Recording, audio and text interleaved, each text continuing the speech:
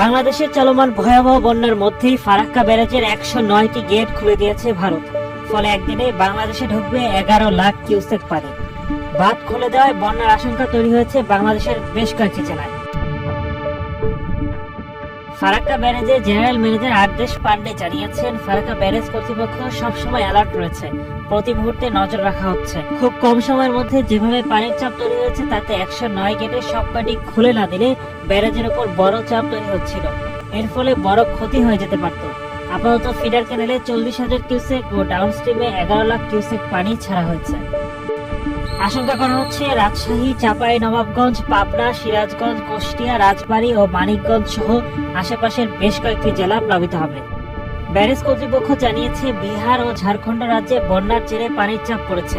তবে স্বস্তির বিষয়, এখনো নেপাল থেকে পাহাড়ি ঢল নামেনি। ফারাক্কা ব্যারেজ এলাকায় পানি বিপদসীমার 77.34 মিটার উপর দিয়ে বইতে থাকায় বাধ্য হয়ে গেট খুলতে হচ্ছে। সেক্ষেত্রে ফিডার ক্যানেলেও পানির পরিমাণ বাড়ানো হয়েছে।